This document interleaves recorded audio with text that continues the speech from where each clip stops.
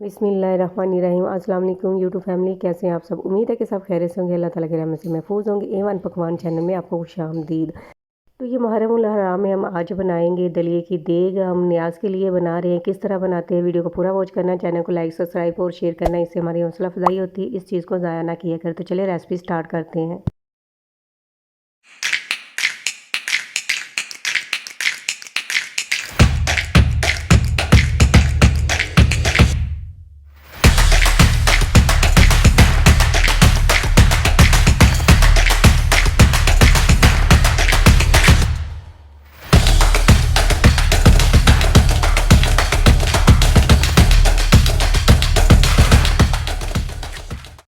बिस्मिल्लाहिर्रहमानिर्रहीम। तो ये सबसे पहले हमने चूल्हे पे देगे जो हैं चढ़ा दी हैं। तो इसमें अब हम पानी डालेंगे।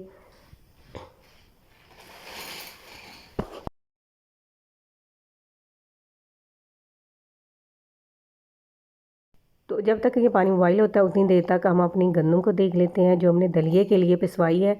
तो पहले हम जो है ब्रीक और जो है मोटी गंदम इसको हम सेपरेट करेंगे।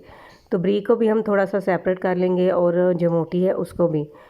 तो ये देखिए हम दोनों हिस्सों में इसको डिवाइड कर रहे हैं।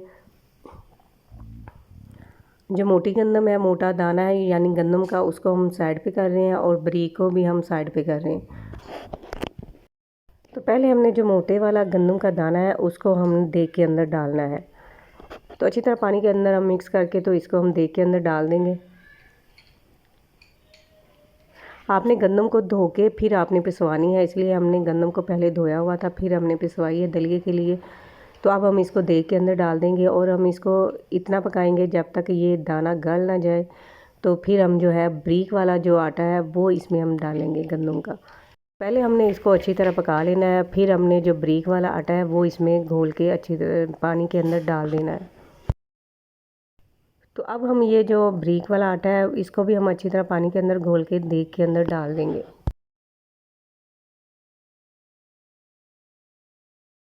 तो अब हमने इसको इतना पकाना है कि दोनों जो आटे हैं यानी मोटे वाला भी और ब्रीक वाला भी दोनों आपस में यकजान हो जाए, अच्छी तरह मिक्स हो जाए। तो अब हम इसमें गुड़ डाल देंगे।